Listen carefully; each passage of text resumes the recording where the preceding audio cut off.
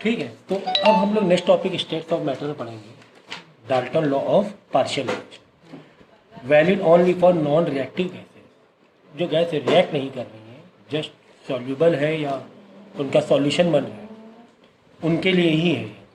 ठीक है, so Dalton law of partial pressure में हमें क्या बताया गया है, इसका पहले तो बेसिक निचोड़ समझ लो।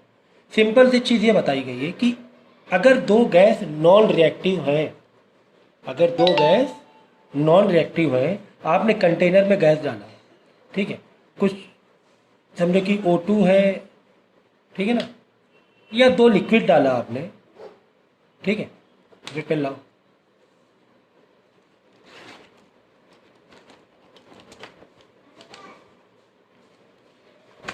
ठीक है, रेड वाली कोई दूसरी गैस या दूसरी कोई या दो लिक्विड की बात है या दो गैस की बात है, ठीक है ना। चलो लिक्विड मान लो, ठीक है ना, लिक्विड मान लेते हैं। ये दो अलग अलग लिक्विड थे, दो अलग अलग लिक्विड है, आपने कंटेनर में पैक कर दिया, इसको आपने क्या दिया, हीट दिया, थर्मल एनर्जी दी, तो ये क्या करेंगे, एक्सपैंड होंगे, इस टॉप के ऊपर एक प्रेशर जनरेट करेंगे, दीवार में टॉप के ऊपर, ठीक है, प्रेशर जनरेट करेंगे।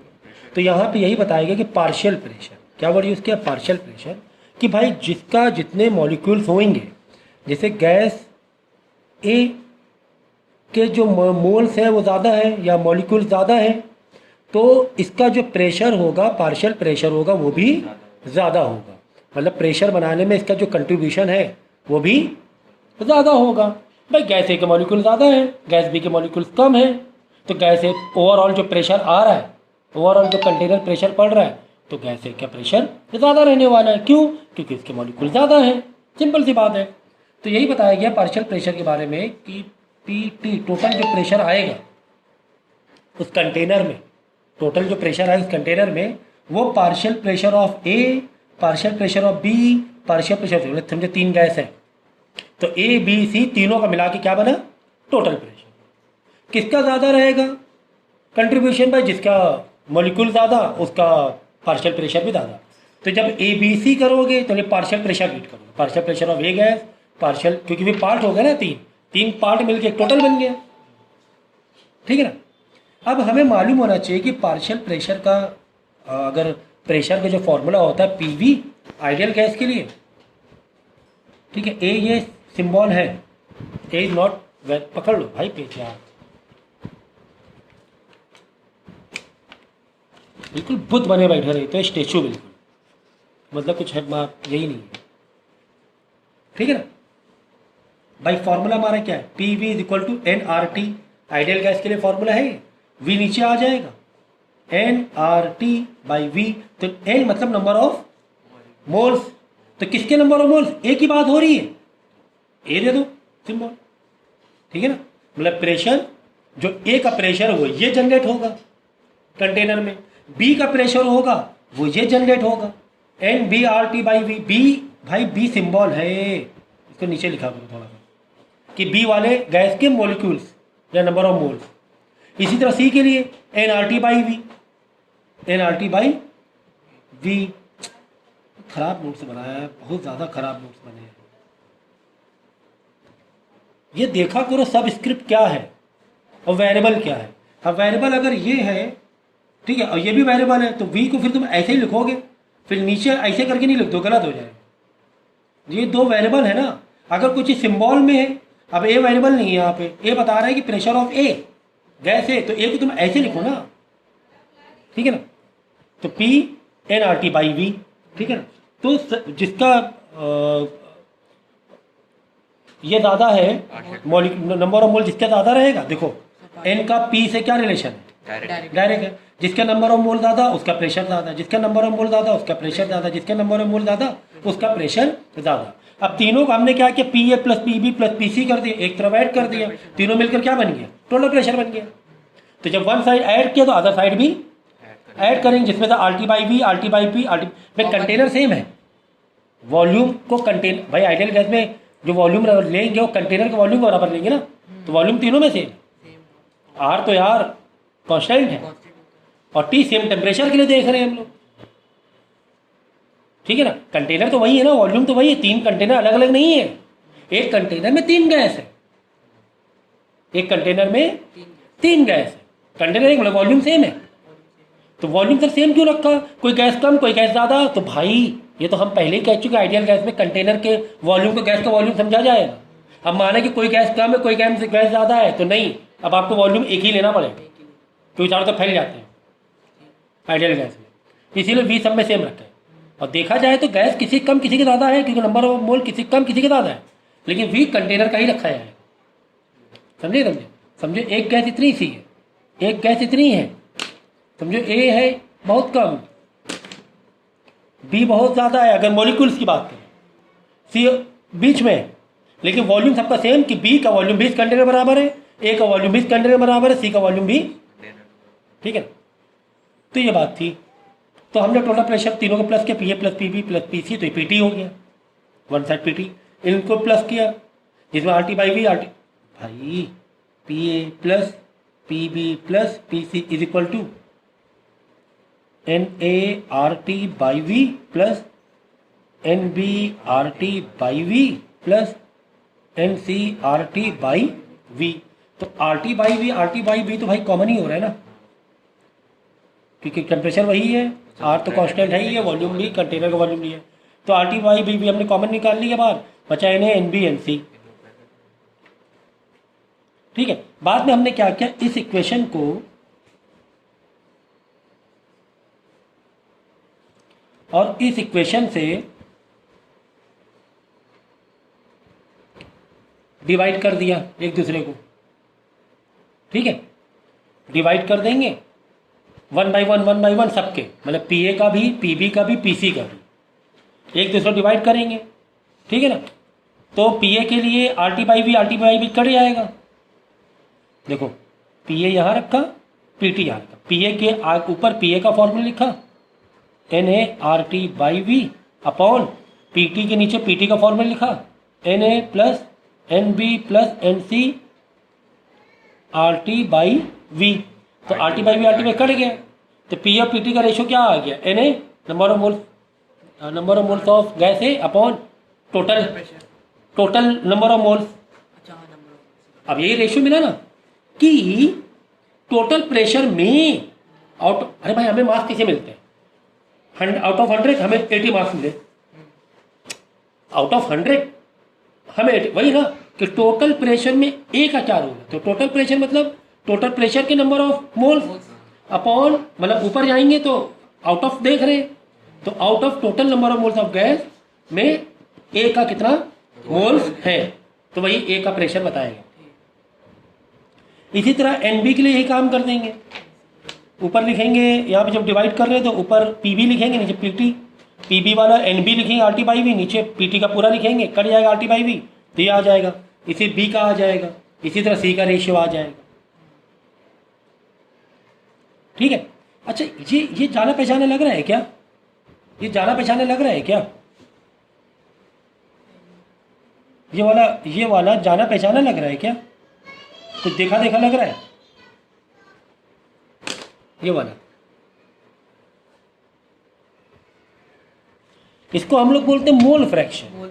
इसको क्या बोलते हैं भाई, नंबर ऑफ मोल्स का फ्रैक्शन है आउट ऑफ टोटल मोल्स, ए के कितने मोल्स है, तो इसे हम क्या बोलेंगे मोल फ्रैक्शन। तो इसको हम लोग सिंबॉलिक वे से कैसे ये करते हैं, एक्स या काई ए, क्या बोलते हैं कि मोल फ्रैक्शन ऑफ हमें ये चाहिए या भी छोड़ ये, तो इसको हम कैसे देंगे फॉर्मूला इसका, काई ए इज इक्वल टू, मतलब मोल फ्रैक्शन, ए का मोल फ्रैक्शन कितना है टोटल गैस में, तो number of moles upon total number of mole, तीनों के मिला के नंबर ऑफ मोल्स, तो ए के कितने नंबर ऑफ मोल्स है, इसी को शॉर्ट में बोलते हैं काई, क्या बोलते हैं, या जेड एक्स है, ठीक है ना। चलो तो अब इसकी जगह इतने बड़ा लिखने से अच्छा है ये लिख दो, हम इतना बड़ा क्यों लिखा, हमें मालूम है ना इसके पीछे कौन छुपा हुआ है, इसका मतलब ही ये होता है। तो हमने वही किया, P a p t is equal to, इसकी जगह मोल फ्रैक्शन ऑफ ए लिख दिया, मतलब एक छोटा सा सिंबल लिख दिया, एक सिंबल लिख दिया, है तो वही है, वही बात, सिंबल लिख दिया। अब पी टी इधर चला जाएगा तो पार्शियल प्रेशर ऑफ ए का फॉर्मूला क्या बन जाएगा, mole fraction of A multiply total pressure, ये आ गया पार्शियल प्रेशर का फॉर्मूला कि ए का कितना रोल है, तो mole fraction of A into total pressure. तो मोल फ्रैक्शन ऑफ ए देखो पूरे डेरिवेशन करके दिखा दिया। इसी तरह बी ए के लिए ये हो गया पी टी, बी के लिए ये हो गया, सी के लिए ये हो गया x b into p t, x into p t, ठीक है ना। तो ये partial pressure of a, partial of b, partial, यही क्या है, डेल्टन लॉ है। यही क्या है, Dalton law of partial pressure. Is it clear now?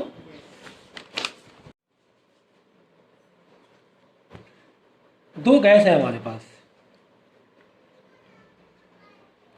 और उन दो गैस को हमने मिक्स किया, ठीक है। Ni प्लस O2, Ni मतलब और O2 मतलब ऑक्सीजन। मिक्सचर कंटेन 70.6 ग्राम O2 और 167.5 gram of neon. If the total pressure is 25 बार में दिया हुआ है, find the partial pressure of Ni and O2। Partial pressure कैसे निकालेंगे भाई? पार्शियल प्रेशर ऑफ ए कैसे निकालते हैं? काई a multi x A total pressure, ठीक है ना। ऐसे तो पार्शियल प्रेशर निकलेगा। अब काई ए के लिए फॉर्मूला क्या बैठेगा? एन ए नीचे n a plus N b into by total pressure, तब पार्शियल प्रेशर आ जाएगी। ओपन कर दिया हमने फॉर्मूले को। इसी तरह बी का भी करना है, मतलब नियॉन के लिए भी है और इसीलिए। तो कुल मिला के भाई चलो ये तो निकाल लेंगे, टोटल प्रेशर दिया होगा, टोटल 25 बार दिया हुआ है। ये सर दिया हुआ है 25 बार। सर एनए दिया है क्या? नहीं सर, एनए तो नहीं दिया हुआ है। सर एन बी दिया हुआ है? एन बी नहीं दिया हुआ। अब क्या करें सर? कोई बात नहीं भाई, तुम्हें ये मास था ना, मास, ये मास क्यों दिया हुआ है? किस दिन काम आएगा? इसी मौके पर काम आएगा ना कि तुम्हें मास गिवन है तो नंबर ऑफ मोल निकाल लो यार। नंबर ऑफ मोल का फॉर्मूला क्या है? Mass given upon molar mass. यही तो होता है नंबर ऑफ मोल निकालने का। चलो ए का निकालो, ए का चलो एनी नियॉन का निकाल लो, नियॉन का निकाल लो। चलो ये लिख दिया मैंने डायरेक्ट ऐसे। तो मास कितना गिवन है नियॉन को? 167.5 और नियॉन का मोलर मास कितना होता है? 36 कि 20 श्योर है? चलो अच्छा ठीक है, ये सॉल्व कर लेना। किसका आ जाएगा? नियॉन का नंबर ऑफ मोल आ जाएगा। इसी तरह O2 का निकाल लेना। O2 का मास गिवन है 70.6 और O2 का मोलर मास O2, बोलो मोलर मास क्या होता है? टोटल जो एटॉमिक मास होता है इनटू ये 2 कर देंगे, 32 हो जाएगा, ठीक है। 18 टू द 16 टू द 32 हुआ, ठीक है।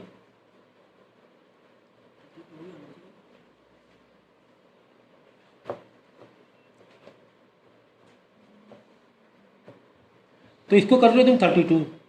ये बात हो रही है O2 की, ये बात हो रही है नियॉन की, करेक्ट। ये मोलर मास कैसा है? 32 भाई। O का एटॉमिक मास कितना है? 16 और 2 मोल है ना, तो इंटू 2 करोगे। मॉलिक्यूल्स कितने? 2 हैं, तो इंटू 2 करोगे ना, तो ये हो जाएगा 32। तो यहाँ से हमने नियॉन का निकाल लिया नंबर ऑफ मोल, यहाँ से हमने ऑक्सीजन का नंबर ऑफ मोल निकाल लिए। फॉर्मूले फिट कर दो भाई। तुम्हें किसने मना किया है क्या? है ना। देखो ये समझो हम ले रहे हैं किसका? नियॉन का। तो नियॉन का नंबर कितना है? 8.37 डिवाइड बाई दोनों को मिला देंगे। 8.37 प्लस 2.21 दोनों मिला देंगे, आ जाएगा कितना आ रहा है? देखो सब गलत किया, प्लस करो दोनों को,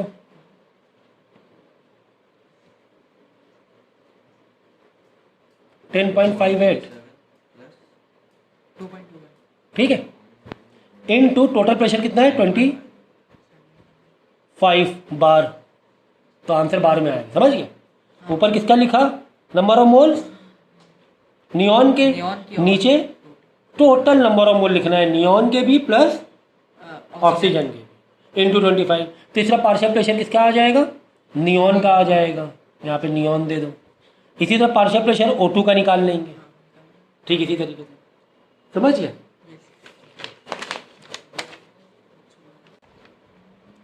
इसके बाद देखो एक इसमें थ्योरी तो नहीं है, ग्राहम्स लॉ ऑफ डिफ्यूजन। क्या है? Graham's law of diffusion.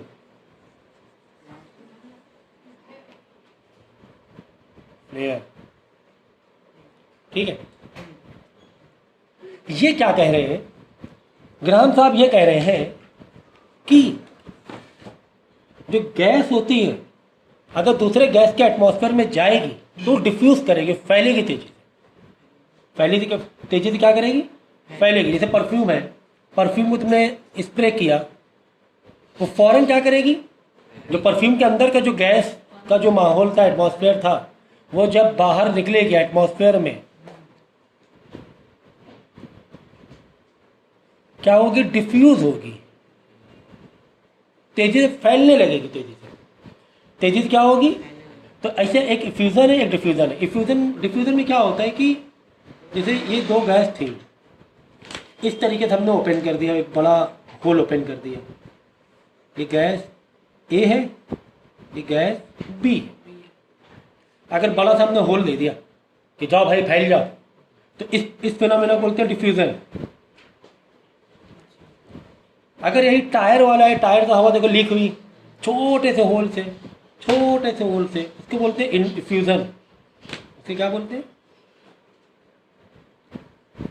ठीक है, ये गैस ए, ये गैस बी, छोटे से होल से पासिंग हो रहा है एक दूसरे के पास। जिसके जहाँ ज़्यादा प्रेशर होगा वहाँ वो ज़्यादा जाएगा। यहाँ ज़्यादा प्रेशर है गैस में, ये ज़्यादा प्रेशराइज थी, ये गैस उधर भागेगी।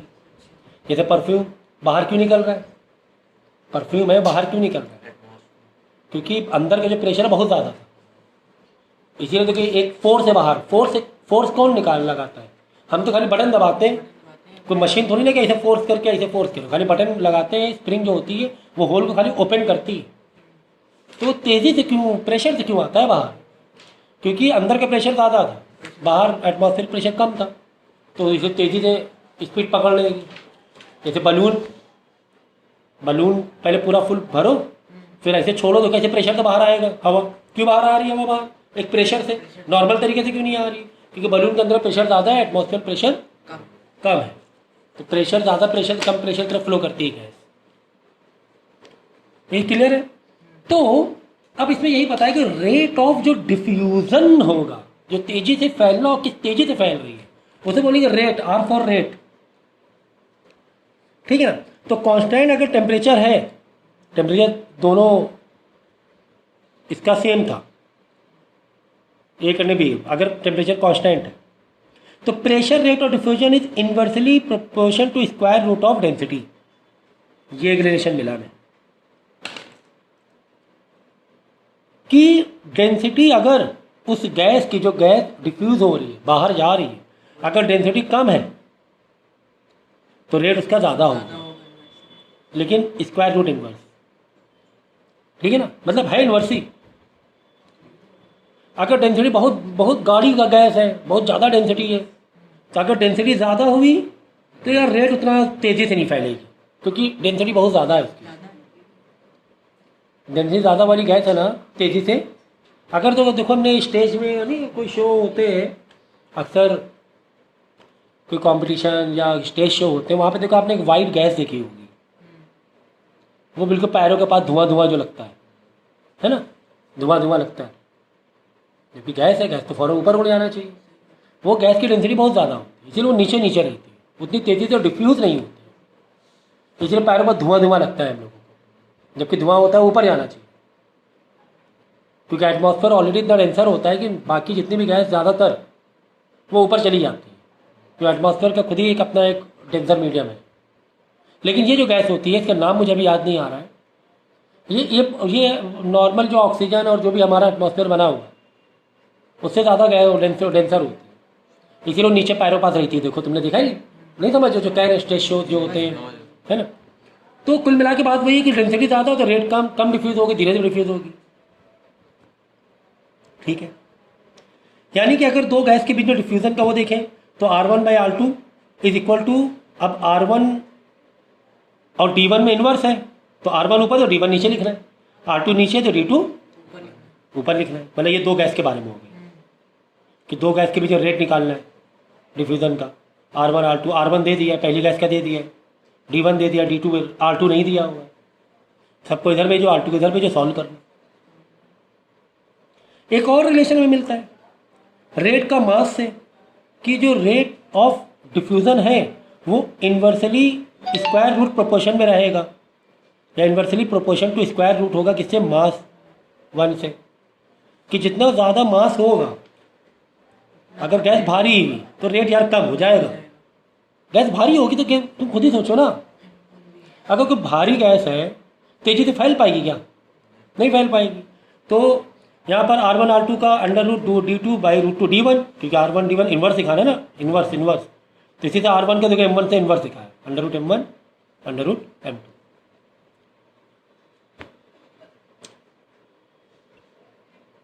भाई डेंसिटी फॉर्मूला क्या है, मास अपॉन वॉल्यूम। जो तुम्हारी सिचुएशन डेंसिटी के साथ बैठ रही है गैस की, वही तो मास के साथ बैठेगी। सो नेक्स्ट टॉपिक हमारा kinetic theory of gas, very very important. इसमें हम लोग ये पढ़ेंगे कि गैस के मॉलिक्यूल्स की वेलोसिटीज़ क्या होती हैं, किस स्पीड से गैस के मॉलिक्यूल भाग रहे हैं, उनके अंदर काइनेटिक एनर्जी क्या होती है, ये सारे रिलेशन पढ़ेंगे। तो पोस्टुलेट क्या है केटीजी के, काइनेटिक थ्योरी ऑफ गैस के, gases constitute very small atom molecules whose volume is negligible compared to container volume, containers volume, ठीक है ना।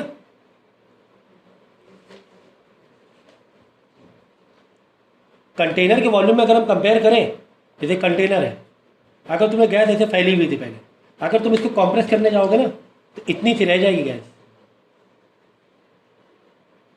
ठीक है। तो नेग्लिजिबल हमने माना। There is no interaction between gas particle. भाई तो आइडियल गैस के बारे में पढ़ रहे हैं, आइडियल गैस के बारे में पढ़ रहे हैं, यानी काइनेटिक थ्योरी ऑफ गैसेस को हम आइडियल गैस से ये करेंगे, रिलेट करेंगे कि इंटरेक्शन नहीं है बिल्कुल, लेकिन एक्चुअली में होता है। लेकिन हम लोग आइडियल क्या मान के चल रहे हैं, postulate.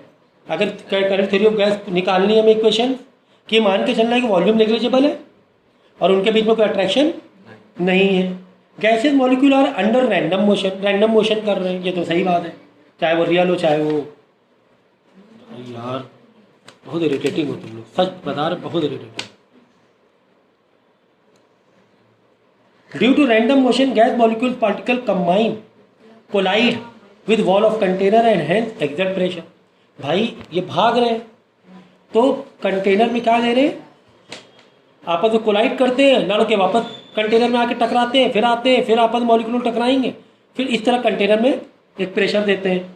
Collision of gas molecule perfectly elastic मानना है, परफेक्टली मतलब कि ये जो मॉलिक्यूल था तुम्हारा, कंटेनर बना दे, बड़ा बड़ा बना दे पिक्चर, ये मॉलिक्यूल है कोई, इधर एक मॉलिक्यूल्स है, इसने क्या किया, यहाँ पे टकराया एक मॉलिक्यूल से, टकरा के वापस इधर आया और इधर इससे टकराया। तो टकराने से पहले इसके पास जो काइनेटिक एनर्जी थी, जो काइनेटिक एनर्जी थी टकराने के नहीं, टकराने के बाद आफ्टर कोलिजन काइनेटिक एनर्जी भी वही है रहेगी। मतलब kinetic energy before collision equal to kinetic energy after collision, ये सेम रहने वाली है। ये कैसे रहने वाली है, सेम। इसी को बोलते हैं परफेक्ट इलास्टिक। ओके, ये हम मान के चलेंगे। Molecule move with different speed, अलग अलग मॉलिक्यूल अलग स्पीड से मूव करेंगे। However speed of each molecule keeps on changing on collision occurs, ठीक है ना। कोलिजन होगा तो स्पीड चेंज होती रहेगी, बट लेकिन ओवरऑल काइनेटिक एनर्जी हम क्या बोलेंगे, सेम है। The average kinetic energy of system depend on temperature पर डिपेंड करता है। तो अगर हम लोग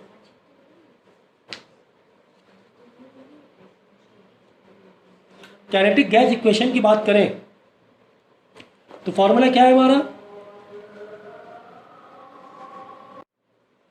okay. So kinetic gas equation क्या है, मतलब अगर हम उसकी गैस की मॉलिक्यूल्स की वेलोसिटी की बात करें तो हमारे पास एक फॉर्मूला है p v is equal to 1/3 m n v square r m s. क्या है वी स्क्वायर, मतलब वेलोसिटी जो है ये आर एम एस वेलोसिटी होती है, ठीक है ना। ये कैसे आती है कि v square is equal to, हमें क्या करना होता है कि जितने भी मॉलिक्यूल्स हैं अलग अलग, V1 प्लस V2 मतलब velocity of one molecule, velocity of second molecule, velocity of third, तो इस तरह इसे हज़ारों है divide by number of molecule, ठीक है। तो रूट मीन स्क्वायर ये होता है कि अगर हम इसको स्क्वायर यहाँ से हटाएंगे तो अंडर रूट में चला जाएगा, सबको स्क्वायर कर दो, ठीक है। ये कहाँ चला जाएगा, अंडर रूट में, तो यहाँ पे स्क्वायर लगा दो अंडर रूट कट जाएगा। तो रूट मीन स्क्वायर का मतलब ये मीन मतलब ये एवरेज, स्क्वायर रूट लगाया और सबको स्क्वायर कर दिया। अब ये अंडर रूट कहाँ गया सर, तो हमने दोनों साइड स्क्वायर किया तो यहाँ वी स्क्वायर मार दिया, तो यहाँ पे अंडर रूट चला गया। तो v square r m s value हम लोग लेते हैं। तो if a container of capacity 1 litre have इतने मॉलिक्यूल ईच हैविंग मास इतना, so if r m s speed is this much then calculate the pressure of the gas. तो ये इस इक्वेशन से वॉल्यूम निकाल सकते हैं, प्रेशर निकाल सकते हैं, या जो भी आपको दिया गया है उसके अकॉर्डिंग हम लोग अदर वैल्यू फाइंड कर सकते हैं, ठीक है ना।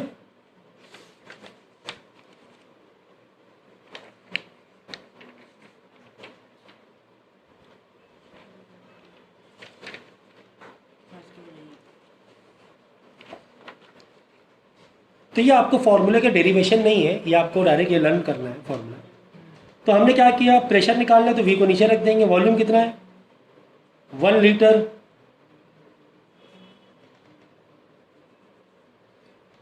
ठीक है 1 लीटर वॉल्यूम है, ओके। तो 1 litre is equal to 10⁻³ metre हो जाएगा। मास कितना है 10⁻22 था, 25 लिखा है तो 25 लिख दो, 22 है, 10⁻22 ग्राम है, इसको हम किलोग्राम बदलेंगे कितना हो जाएगा 10⁻25 किलोग्राम हो जाएगा, करेक्ट। 3 जीरो पीछे जाएगा ग्राम से किलोग्राम बदलने की, तो 10⁻25 क्या हो गया, मास हो गया, ठीक है ना। मॉलिक्यूल्स कितने हैं 10⁻23 है नंबर ऑफ मॉलिक्यूल्स, तो 10⁻23 लिख दिया मॉलिक्यूल्स। और वेलोसिटी कितनी 10⁵ सेंटीमीटर पर सेकेंड थी, 10⁵ सेंटीमीटर पर सेकेंड है, इसको हमें किसमें बदलना है मीटर पर सेकेंड में। तो मीटर पर सेकेंड के लिए कितने जीरो पीछे आएंगे 2 जीरो पीछे आएंगे, तो 10⁻³ मीटर पर सेकेंड हो जाएगा, सही है। 10⁻³ 2 जीरो पीछे आएंगे, डिवाइड बाई 100 करेंगे तो 10⁻³ मीटर पर सेकेंड हो जाएगा।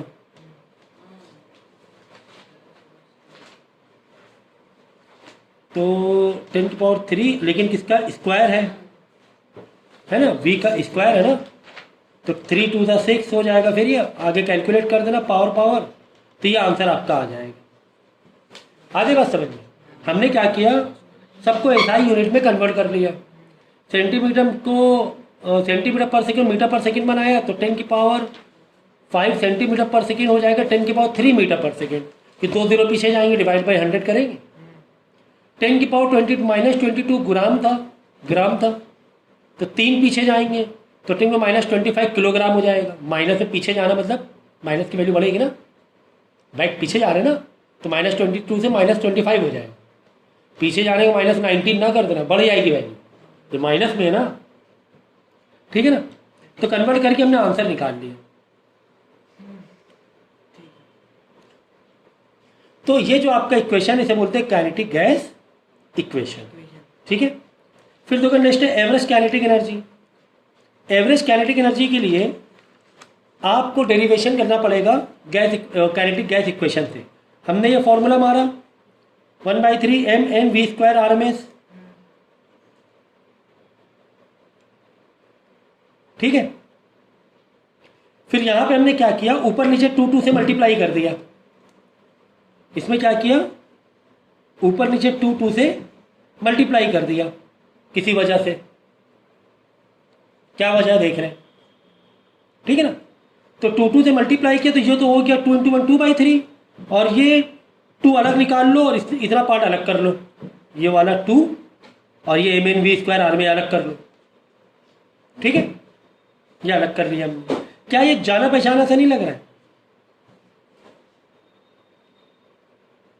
क्या ये जाना पहचाना सा नहीं लग रहा है? हाफ mv², याद है हाफ mv² होता था। अब टोटल मास लेना है तो m × n कर देंगे हम लोग, हाफ m × n, तो टोटल गैस का मास आ जाएगा। सारे मॉलिक्यूल से मास से मल्टीप्लाई कर दो भाई, एक मॉलिक्यूल का mass into number of molecules, तो mn कर दिया हमने, ये कैपिटल M ले लो, टोटल मास मान सकते हैं, और v² लिख दिया। तो ये जाना पहचाना सा लग रहा था ये पार्ट, इसीलिए हमने 2 से मल्टीप्लाई किया था।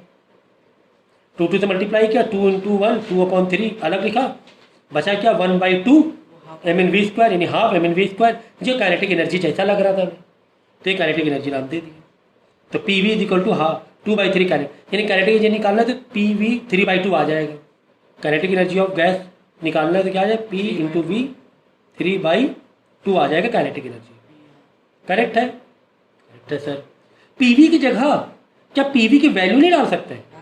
डाल सकते हैं भाई, PV = nRT, तो PV की जगह हमने nRT, तो ये भी एक इक्वेशन आ गई एवरेज काइनेटिक एनर्जी की, एक ये भी इक्वेशन आ गई, 2 मिल गए हमें कि 3/2 PV या 3/2 nRT। करेक्ट है?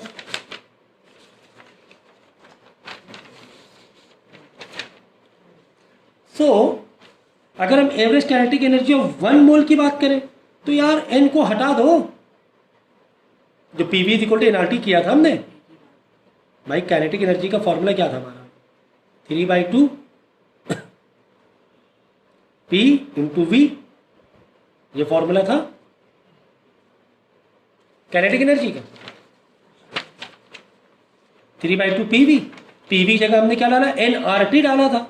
nRT मतलब जितने भी मॉलिक्यूल थे उनकी एवरेज काइनेटिक एनर्जी। अगर एक मॉलिक्यूल की बात करेंगे तो n हो जाएगा 1, तो 1 लिखने की जरूरत है नहीं n को, तो डायरेक्ट 3/2 RT, ये फॉर 1 मॉलिक्यूल का हो गया, सॉरी 1 मोल का हो गया, 1 मोल, n मतलब मोल हो गया। Average kinetic energy of 1 molecule, अब देखो ये 1 मोल, एक मोल में तो 6.022 इंटू, भाई 1 मोल में कितने मॉलिक्यूल होते हैं, 6.022 इंटू 10⁻23 मॉलिक्यूल होते हैं। अगर 1 मॉलिक्यूल की निकालनी है, क्योंकि एक मोल में इतने होते तो डिवाइड कर देंगे, तो एक की आ जाएगी भाई। तुमने 1500 चॉकलेट 1000 रुपए के लिए, अगर तुम्हें एक चॉकलेट का रेट चाहिए तो क्या करोगे, 500 से डिवाइड कर दोगे, नंबर ऑफ चॉकलेट से डिवाइड कर दोगे, 1000 को 2 रुपए आ जाएगा एक चॉकलेट का रेट। इसी तरह नंबर ऑफ मॉलिक्यूल से डिवाइड कर दो तो एक मॉलिक्यूल की आ जाएगी काइनेटिक एनर्जी 3/2 RT, क्योंकि ये एक मोल का था, अब एक मॉलिक्यूल का निकाल रहे हैं, एक मोल में इतने मॉलिक्यूल होते हैं, तो ये एक मोल की काइनेटिक एनर्जी है, एक मॉलिक्यूल के डिवाइड बाई 6.022 इंटू 10⁻23, उसी को हम लोग बोलते हैं एवोगैड्रो नंबर। इस नंबर क्या बोलते हैं, एवोगैड्रो नंबर। तो वही इन्हें लिख दिया हमने। तो ये 1 मॉलिक्यूल की काइनेटिक एनर्जी हो गई, ये 1 मोल की काइनेटिक एनर्जी हो गई। नंबर ऑफ मोल के लिए 3/2 n लगा दोगे, nRT कर दोगे, तो कई सारे मोल्स की काइनेटिक एनर्जी आ जाएगी। ये 1 मोल की, ये 1 मॉलिक्यूल की डिवाइड बाई n कर देंगे तो एवोगैड्रो नंबर। अब यहाँ पे देखो जो R/Na है ना, इसका एक स्पेशल नाम दिया है, इसको बोलते हैं हम लोग बोल्ट्जमैन कांस्टेंट। क्या बोलते हैं, बोल्ट्जमैन। तो R/Na की जगह हमने एक लेटर दे दिया, एक सिंबल दे दिया K। R/Na, K का फॉर्मूला क्या है, R/Na, इसको बोलते हैं बोल्ट्जमैन कांस्टेंट। भाई ये भी कांस्टेंट वैल्यू, Na भी एक फिक्स वैल्यू है, R भी एक फिक्स वैल्यू है, दोनों ही कांस्टेंट है ना। तो इसकी एक वैल्यू निकाली, तो इसकी वैल्यू होती है जो जूल पर केल्विन में 1.38 इंटू 10 की पावर -20। भाई जब R की लिखोगे वैल्यू, फिर इसकी वैल्यू लिखोगे, जब इसको सॉल्व करोगे तो ये आंसर आ जाएगा। तो इसकी जगह ये लिख दिया, टेम्परेचर जो भी हो वो टेम्परेचर डालो, के की वैल्यू लिखो, काइनेटिक एनर्जी निकाल लो। यार कितना आसान हो गया, कितना आसान हो गया। एक मॉलिक्यूल का, एक मॉलिक्यूल का, एक मोल का भी नहीं, एक मॉलिक्यूल का अगर एक मोल के लिए चाहिए तो ये दोगे आप, फिर आप ये यूज़ नहीं कर पाओ, के को यूज़ नहीं कर पाओगे, फिर पूरा पूरा ये लेके चलना पड़ेगा एक मोल के लिए। आर, जब आर बाई एन ए होगा तभी हम के से रिप्लेस करेंगे, के की वैल्यू ये है, तो यहाँ पे आर की वैल्यू, चलो कोई बात नहीं, 1 मोल के कैसे निकालेंगे, आर की जगह आर की वैल्यू डालो, टी की जगह जो भी टेम्परेचर चेक करना है टेम्परेचर। अब यहाँ से रिलेशन में क्या पता चल रहा है हमें कि जितना ज़्यादा टेम्परेचर होगा उतनी ज़्यादा, और ये बात सच है कि यार जितना भी तुम हीट दोगे उतना एनर्जी बढ़ेगी, कॉलिजन्स होंगे, करेक्ट है।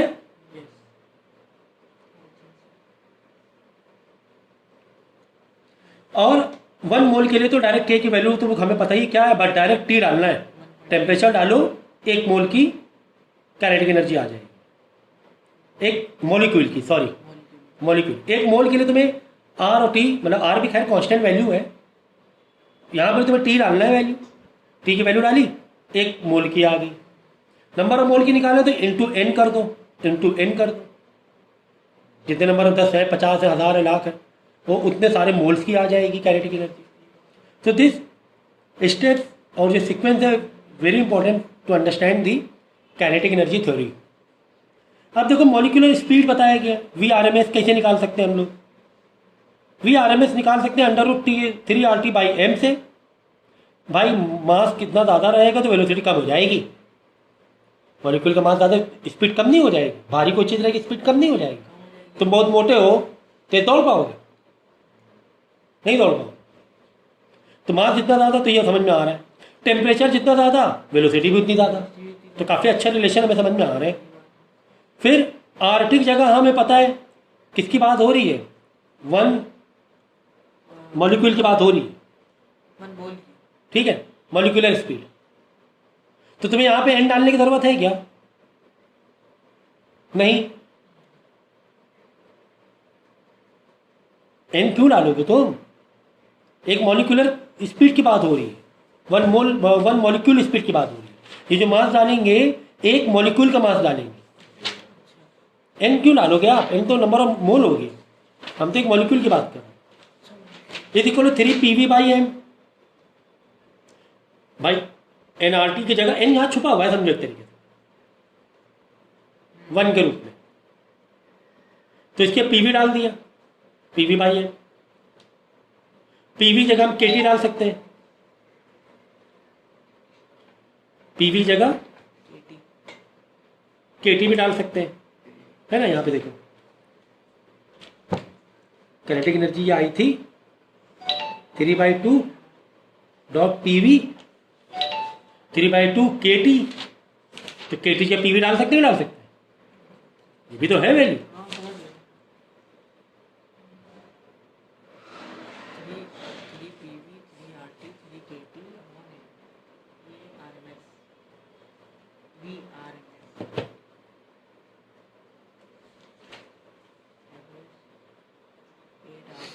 एवरेज स्पीड के लिए फॉर्मूला, ये RMS क्या है, VRMS मतलब जो बताया मैंने, अंडर रूट में हर एक मॉलिक्यूल की speed velocity square divide by number of molecule.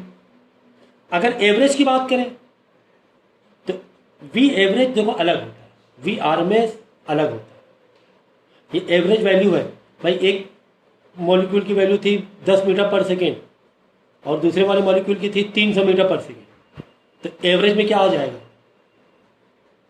310 divide by 2, दोनों के प्लस डिवाइड बाई 2, 155 आ गया, जबकि ऐसा था नहीं। ये कॉन्सेप्ट को अंडरस्टैंड करना एवरेज से उतना करेक्ट नहीं होता कि 155 मीटर पर सेकेंड सारे मॉलिक्यूल्स हैं क्या, नहीं, क्योंकि बहुत ज़्यादा फर्क था दोनों में। तो वी एवरेज की formula 8 RT by pi m या 8 PV बाई पाई एम या फिर 8 KT बाई पाई एम। ठीक है। फिर मोस्ट प्रोबेबल स्पीड का फॉर्मूला है 2 RT by m, 2 PV by m, 2 KT by. Most probable, जैसे कि तुम्हारे पास 1000 मॉलिक्यूल्स है, 1000 मॉलिक्यूल सबकी अलग अलग वेलोसिटी है, जिसमें से 50 मॉलिक्यूल की वेलोसिटी है 100 मीटर पर सेकेंड, तोड़ दो। जिसमें से कुछ 200 मॉलिक्यूल्स है, उसकी स्पीड है 120 मीटर पर सेकेंड। तुम्हारे पास एक और ग्रुप था बड़ा सा, 750 ऐसे मॉलिक्यूल्स हैं जिनकी स्पीड थी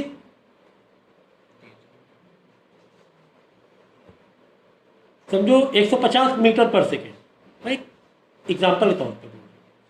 तो उस पूरे कंटेनर में जो मॉलिक्यूल्स सबसे ज़्यादा हैं, जो मॉलिक्यूल्स सबसे ज़्यादा है और उनकी स्पीड सेम है, उसको बोलते हैं मोस्ट प्रोबेबल स्पीड। मतलब 1000 मॉलिक्यूल्स में 50 लोगों की ये स्पीड थी, 200 लोगों की ये स्पीड थी, लेकिन 750 लोगों की ये स्पीड थी। बहुत ज़्यादा ऐसे मॉलिक्यूल्स थे जो कौन सी स्पीड से दौड़ रहे थे, 150 मीटर पर सेकेंड। उस गैस में बहुत ज़्यादा कुछ एक ऐसा ग्रुप था मॉलिक्यूल का जो 150 मीटर पर सेकेंड से, यही आपका हो जाएगा मोस्ट प्रोबेबल स्पीड। क्या हो जाएगा?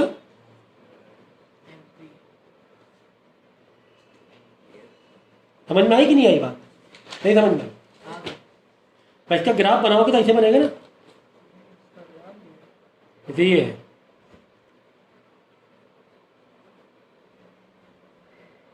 ये वेलोसिटी है 150।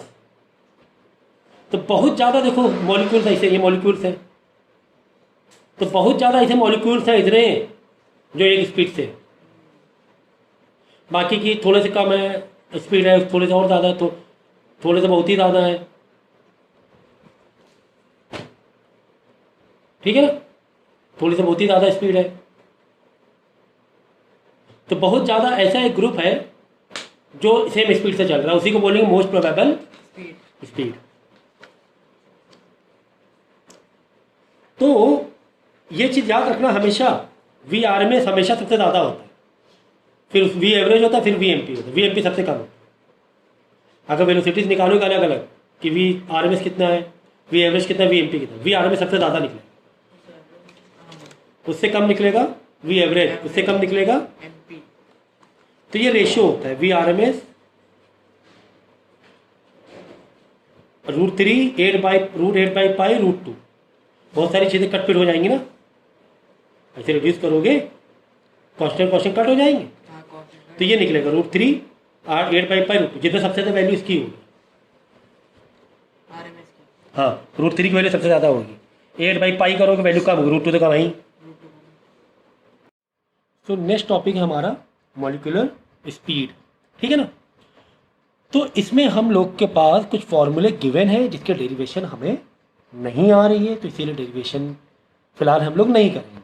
तो हम लोग डायरेक्ट फॉर्मूले को समझेंगे और ये समझेंगे कि RMS स्पीड क्या होती है, ये समझेंगे कि एवरेज स्पीड क्या होती है, ये समझेंगे मोस्ट प्रोबेबल स्पीड क्या होती है। ठीक है। तो देखो भाई, गैस में तो यार लाखों मॉलिक्यूल्स हैं और सब अलग अलग स्पीड से भाग रहे हैं, तो कौन सी स्पीड को तुम बताओगे कि यार गैस की स्पीड क्या है, गैस के मॉलिक्यूल की स्पीड क्या है? क्योंकि मॉलिक्यूल्स अलग अलग है, सबके अपने रैंडम मोशन है, सबके अपने रैंडम मोशन। तो हम लोग एक ओवरऑल वेलोसिटी पाने के लिए एक कॉन्सेप्ट लगाते हैं RMS स्पीड का। क्या लगाते हैं? RMS, root mean square value, RMS velocity या RMS स्पीड। ठीक है। इसमें क्या करते हैं, वेलोसिटी जो निकाली जाती है, सारे मॉलिक्यूल्स की वेलोसिटी का स्क्वायर करके उसका एवरेज निकालेंगे, मतलब मीन निकालेंगे। मीन मतलब एवरेज निकालना ना, 3 V square n divide by n number of molecules. सबके स्पीड के स्क्वायर को जोड़ा, डिवाइड बाई n किया, एंड अंडर रूट लगा दिया। तो रूट लगाते, रूट मीन किया, फिर square, root mean square value बोला जाता है। ठीक है। अब हम लोग के फॉर्मूले, जो फॉर्मूला है गैस की, जो काइनेटिक स्पीड का जो फॉर्मूला है आरएमएस स्पीड, यानी वेलोसिटी जो है आरएमएस वाली, फॉर्मूला क्या है? फॉर्मूला है अंडर रूट 3RT/m। एक तो ये फॉर्मूला तुम्हें दिया हुआ है वी आर एम एस का, ठीक है ना, वी आर एम एस का ये फॉर्मूला दिया हुआ है। दूसरा, अच्छा देखो, इससे पहले एक फॉर्मूले में लग रहा था वी स्क्वायर, देखो कहीं पर लग रहा था ना वी स्क्वायर लग रहा था एक फॉर्मूले में। तो अगर हमें जो काइनेटिक एनर्जी में यूज हो रहा था, कहाँ पर?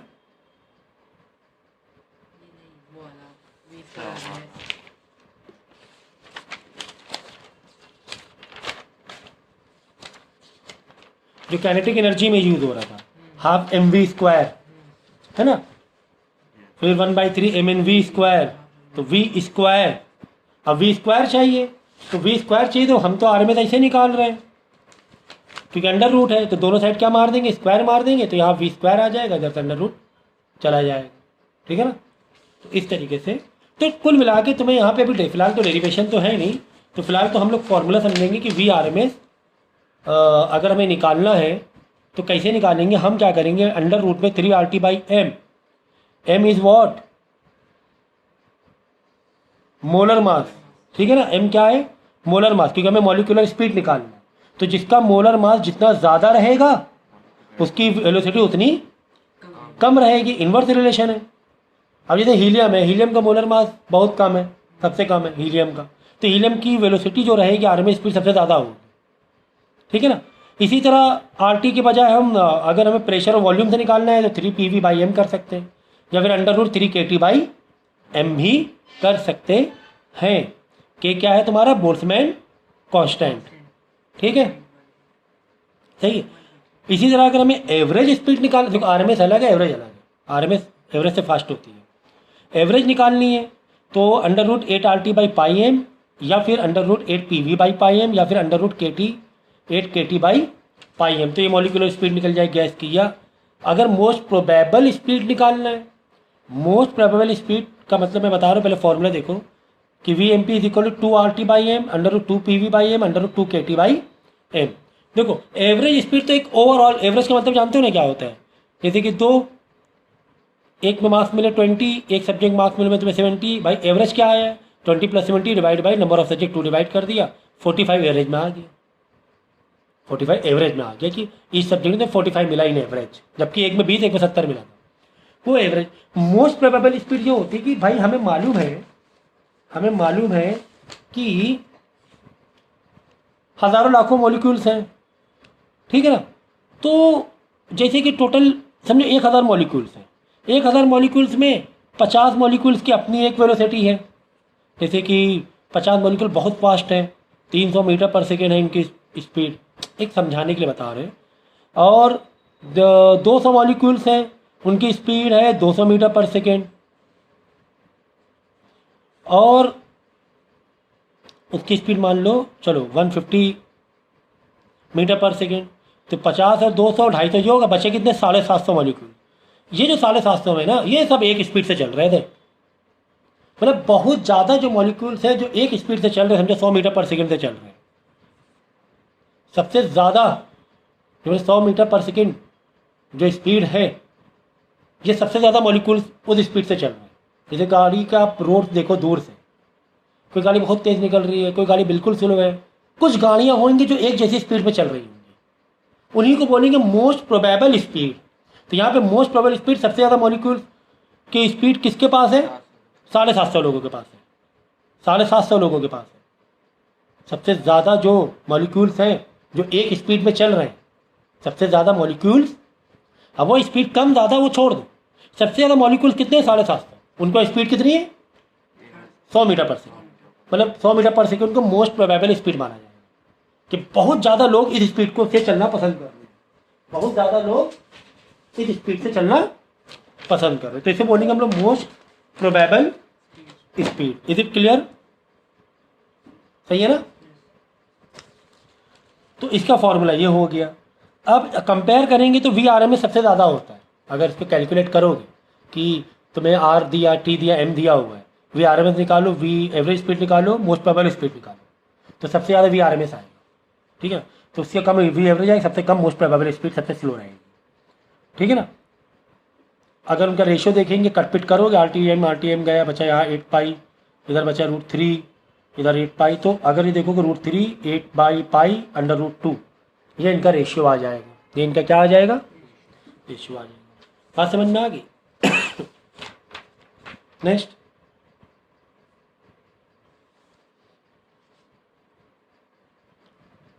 तो नेक्स्ट टॉपिक हमारा रियल गैस। तो अभी तक तो आइडियल गैस की बातें हो रही थी। आइडियल गैस इक्वेशन हम मारे पड़े हुए थे। क्या आइडियल गैस इक्वेशन क्या थी? PV is equal to nRT। हमें मज़ा आ रही थी। क्यों? हमने अपने हिसाब से असम्पशन कर लिया था कि मॉलिक्यूल के बीच में अट्रैक्शन नहीं होता है, जो वॉल्यूम, जो गैस का वॉल्यूम कंटेनर के गैस के बराबर लिए पड़े। नहीं, ये चीज़ें हम लोग कर रहे थे, लेकिन रियल गैस में एक्चुअली में ऐसा हमेशा नहीं होता। तो gases which obey gas law only at low pressure and high temperature are real gas. ठीक है ना। गैस लॉ मतलब कि भाई जो गैस लॉ है हमारा, that is PV is equal to nRT। ये कब काम आएगा? वो गैसेस पर जो लो प्रेशर और हाई टेम्परेचर, मतलब अगर गैस में हम प्रेशर बिल्कुल लो कर दें, टेम्परेचर बिल्कुल हाई कर दें, तो वो गैस लॉ तुम्हारी क्या करेंगी? ऑबे करेंगी। तो real gas behave deviate ideal real gas have finite volume. तो एक्चुअली में रियल गैस के पास फाइनाइट वॉल्यूम होता है। In intermolecular attraction in real gas is not zero. Ideal gas के सारी चीज़ें अपोजिट मार दी हमने। मतलब कि रियल गैस आइडियल हो सकती है, लेकिन कब? जब टेम्परेचर बहुत हाई हो, प्रेशर बिल्कुल लो। अगर वो गैस ऑबे कर रही है ये लॉ, तब तो वो क्या है? रियल गैस होती है। ठीक है ना। मतलब gases which obey gas law only at low pressure and high temperature are real gas. ठीक है ना। तो इंटरमोलिकुलर अट्रैक्शन तो भाई थोड़ा बहुत होगा ही होगा। अट्रैक्शन के लिए शॉर्ट में भी लिख सकते हो ऐसे करके। अगर लिखना हो तो फिर ठीक से स्पेलिंग लिखो। ठीक है। तो ज़ीरो नहीं होता है। और हम आइडियल में क्या मान रहे थे?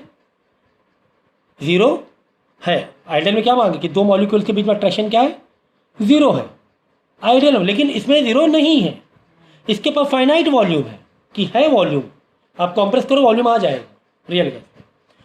तो gases deviation of gases from ideal behaviour की देखो, ये हमने कर दिया लो प्रेशर। ठीक है ना। ये देखो लो प्रेशर,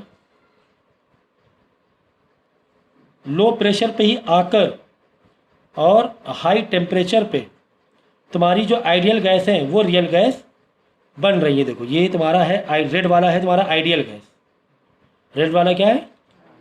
और ये रियल गैस है, थोड़ा सा डेविएट है। जो जो तुम्हारे डायमेंशन आइडियल गैस के वो रियल गैस के नहीं है। लेकिन हाँ टेम्परेचर हम बढ़ाते जा रहे हैं, ये टेम्परेचर की लाइन है। टेम्परेचर बढ़ाते जा रहे हैं, टेम्परेचर बढ़ाते जा रहे हैं और प्रेशर कम करते जा रहे हैं, तो एक पॉइंट में आके देखो ब्लैक और रेड, यानी कि आइडियल गैस रियल गैस, मतलब हाँ एक पॉइंट में आके बराबर हो गया। देखो मतलब कि रेड मतलब आइडियल गैस और रियल गैस देखो एक डायमेंशन में आ गए, एक जैसा बिहेव होने लगा। कब कब कब कब? प्रेशर बिल्कुल लो पर, टेम्परेचर थोड़ा ज़्यादा पर, मतलब हाई टेम्परेचर। अदरवाइज डेविएशन है। रियल एक अगर तुम प्रेशर बढ़ा रहे हो, टेम्परेचर कम कर रहे हो, तो रियल गैस का कुछ इधर भाग रहा है, आइडियल गैस कुछ इधर भाग रही है। स्केच पेन ला अपने कहा रखना कंपल्सरी,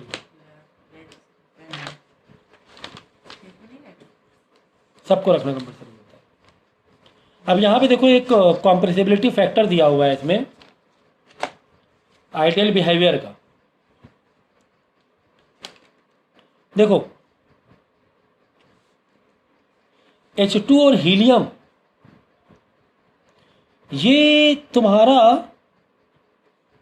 इनकी जो कॉम्प्रेसिबिलिटी जो कहाँ से स्टार्ट हो रही, 1 से स्टार्ट हो रही है।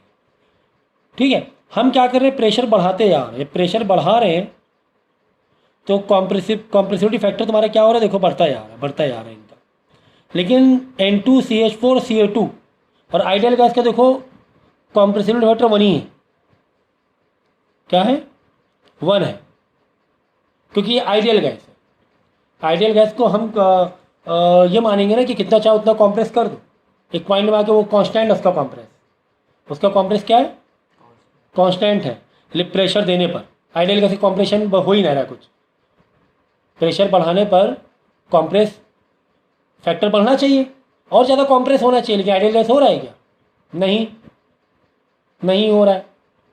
ठीक है, लेकिन H2 देखोगे, हीलियम देखोगे, वो कॉम्प्रेस होता जा रहा है, होता जा रहा है, बढ़ता जा रहा है, कॉम्प्रेसिबिलिटी फैक्टर बढ़ता जा रहा है, कॉम्प्रेसिबिलिटी फैक्टर बढ़ता जा रहा है। और इधर N2CH4 CO2 का भी पहले तो एक निगेटिव होगा, ठीक है, एक पर्टिकुलर प्रेशर देने पर, लेकिन बाद में फिर वापस इनका बढ़ता जाएगा, बढ़ता जाएगा, बढ़ता जाएगा। यहाँ पे आके थोड़ा थोड़ा आइडियल गैस जैसा बिहेव करेंगे एक पर्टिकुलर पॉइंट में आकर, लेकिन फिर वो रियल गैस जैसा बिहेव करने लगेंगे। ठीक है, तो N2CH4 CO2 याद रखना कि पहले क्या होगा, कॉम्प्रेस फैक्टर कम होगा प्रेशर बढ़ाने पे, लेकिन फिर वो बढ़ता जाएगा। ठीक है, तो कॉम्प्रेसिबिलिटी फैक्टर क्या है, deviation from ideal gas explain by compressibility factor. वाह, वेरी गुड। ठीक है ना, तो अगर कॉम्प्रेसिबिलिटी फैक्टर 1 है तो उसे हम बोलेंगे आइडियल गैस है।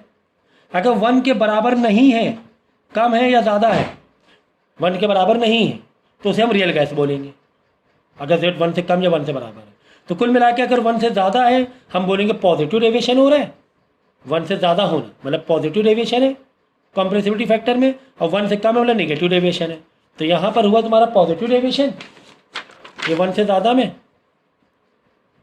तो H2 हीलियम का तो पॉजिटिव डेविएशन ही रहता है हमेशा, लेकिन N2CH4 में एक पॉइंट में नेगेटिव डेविएशन रहता है, बाद में पॉजिटिव डेविएशन होने लगता है। ठीक है, तो ये तुम्हारे पास एक इक्वेशन आती है P plus n square by v square v minus n b is equal to n are t, मतलब पी वी तो पूरा बदल ही गया, वॉल्यूम एंड प्रेशर पूरा ही बदल गया, आइडियल गैस जैसा नहीं रहा, ये रियल गैस की इक्वेशन है। ठीक है ना, सो 1 मोल गैस के लिए एन हटा दोगे, एन मतलब इंटू 1, तो 1 आर टी हो जाएगा, तो 1 मोल गैस का इक्वेशन आ जाएगा। ठीक है, तो v को इसके दोनों मल्टीप्लाई करो, b को इन दोनों से मल्टीप्लाई करो, तो एक ऐसी इक्वेशन बनती आएगी। तो लास्ट में p v is equal to कुछ इस तरीके से फैक्टर निकल आएगा। भाई p को भी इन दोनों से मल्टीप्लाई करोगे, a बाई वी स्क्वायर को भी v और b से मल्टीप्लाई करोगे, 2 ब्रैकेट मल्टीप्लाई करोगे। ठीक है, सो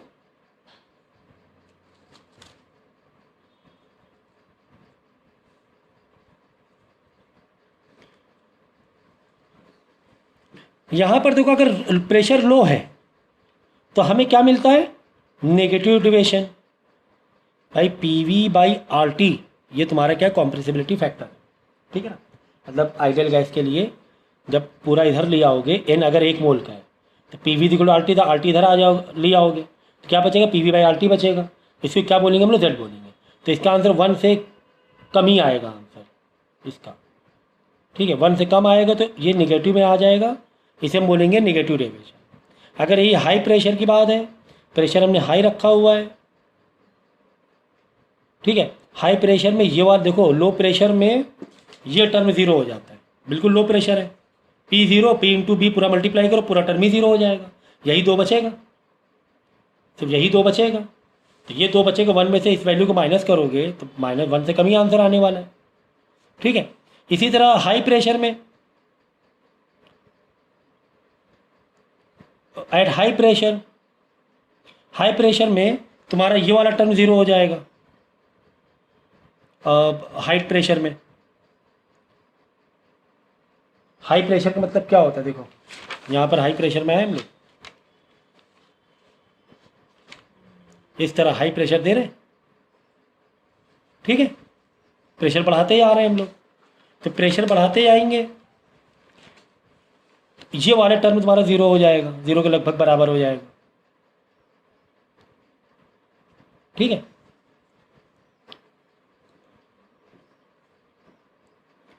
प्रेशर जब बढ़ाओगे तो वॉल्यूम क्या होता जाएगा, कम होता जाएगा, कम होता जाएगा, इतना कम हो जाएगा एक पॉइंट में कि इसको हमने नेग्लिजिबल कर दिया। तो 1+ में आंसर आ जाएगा, 1+ something, that will be definitely above 1 आएगा आंसर इसका, क्योंकि प्लस में है ना। अब यहाँ से 1 में कुछ माइनस कर दोगे तो 1 ओवरऑल आंसर तो 1 से कम ही हो जाएगा ना। 1 में समझिए इसका आंसर आ गया 4, तो 1 माइनस 4 -3 नहीं होगी, तो ओवरऑल आंसर तो 1 से कम ही आना है ना। यहाँ पे 1 में कुछ प्लस कर रहे हो, ऑल पॉजिटिव है, तो डिफरेंट आंसर इसका 1 से ज़्यादा आने वाला है PV/RT का। तो यहाँ पर ये वाला ग्राफ सही है, ये ग्राफ पकड़ के चलना है, ठीक है, इंपॉर्टेंट ग्राफ है।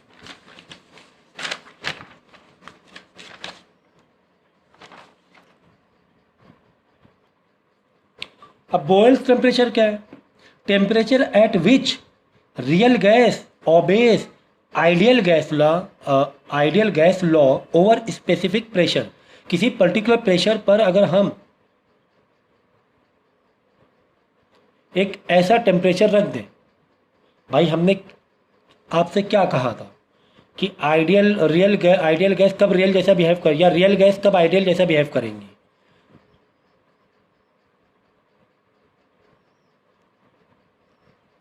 रियल गैस जो हमने आपको अभी बताया था कि जो रियल गैस है, ये देखो, प्रेशर लो हो, टेम्परेचर हाई हो, ठीक है। तो लो प्रेशर हाई टेम्परेचर में रियल गैस, कुछ रियल गैसेस आइडियल गैस की इक्वेशन फिट हो जाती है उसमें, ठीक है ना। तो जो टेम्परेचर हाई है वो पर्टिकुलर टेम्परेचर को जहाँ पर रियल गैस आइडियल गैस जैसा बिहेव करने लगेंगी, उस टेम्परेचर को क्या बोलेंगे, बोइल टेम्परेचर, बॉयल्स पॉइंट, ठीक है ना, समझ गए। कोई पर्टिकुलर ऐसा टेम्परेचर आ गया जहाँ पर रियल गैस क्या बिहेव करने लगेंगी, आइडियल गैस जैसा, तो उस टेम्परेचर को बॉयल्स टेम्परेचर कहेंगे, ठीक है, समझ में आ गया। ये हो गया। नेक्स्ट है आपका लिक्विफिकेशन ऑफ, नेक्स्ट जो टॉपिक है liquefaction of gas. Liquefaction of gas का मतलब ये होता है गैस को तुम इतना कॉम्प्रेस करते जा रहे हो कि एक पॉइंट में आके मॉलिक्यूल्स इतने आपस में क्लोज हो गए कि गैस क्या बन गई, लिक्विड बन गई। गैस क्या बन गई, लिक्विड। तो गैस को लिक्विड बनाने के लिए हमें क्या करना पड़ेगा, प्रेशर बहुत हाई कर दो तो भी गैस लिक्विड बन जाएगी, या टेम्परेचर बिल्कुल लो कर दो तो भी गैस लिक्विड बन जाएगी, या दोनों कर दो तो बहुत ही अच्छी बात है, बहुत ही जल्दी लिक्विड बन जाएगी। गैस को बहुत ठंडा करो, बहुत ठंडा, इतना ठंडा करो, गैस क्या बन जाती है, होता है ना ये, समझे। या प्रेशर बहुत बढ़ा दो, गैस को दबाओ, जैसे LPG हमारा जो गैस का सिलेंडर होता है उसके अंदर जो गैस होती है वो लिक्विड फॉर्म में होती है, उतना ज़्यादा प्रेशर देते हैं, इतना कॉम्प्रेस कर देते हैं कि वो गैस के मॉलिक्यूल लिक्विड में कन्वर्ट हो जाते हैं। Got it. तो इसे बोलते हैं लिक्विफिकेशन ऑफ गैस। तो जिस टेम्परेचर पर गैस लिक्विफाई हो रही है, क्रिटिकल टेम्परेचर, जैसे यहाँ पे ऐसे लिखा temperature above which a gas can be liquefied, मतलब इसके ऊपर टेम्परेचर तुमने कर दिया तो लिक्विफाई नहीं होगी। मतलब बात वही है घूम फिर के कि उस पॉइंट के में लिया हो टेम्परेचर को, और या उसके नीचे, तो जिस पॉइंट से लिक्विफाई होना स्टार्ट हो जाए उसे बोलेंगे क्रिटिकल टेम्परेचर। तो इसका फॉर्मूला है क्रिटिकल टेम्परेचर का,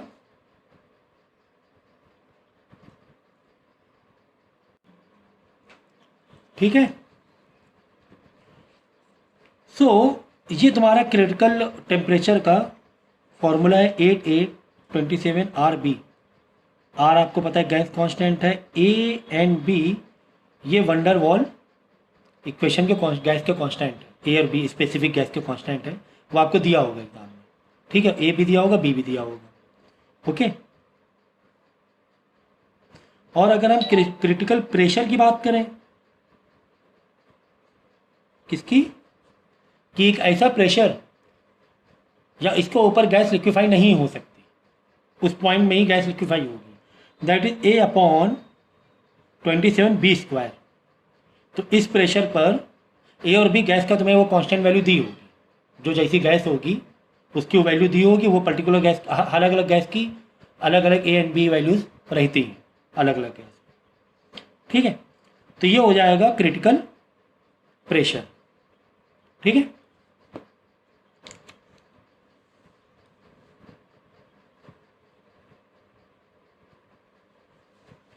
फिर एक क्रिटिकल वॉल्यूम है, फॉर्मूला है 3B।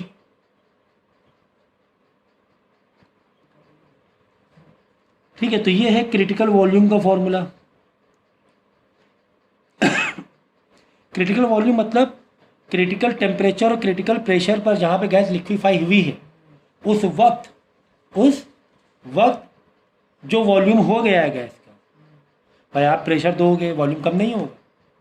तो जब जैसे लिक्विफाई बनी गैस लिक्विड बनी, तब जो वॉल्यूम था या गैस जब एक पॉइंट में आके गैस का जब लिक्विड बनना स्टार्ट हुआ, तो उस वॉल्यूम को बोलेंगे क्रिटिकल वॉल्यूम।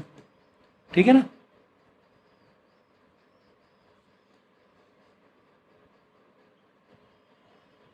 तो इसी तरह यहाँ पे एक फॉर्मूला है PV is equal to RT।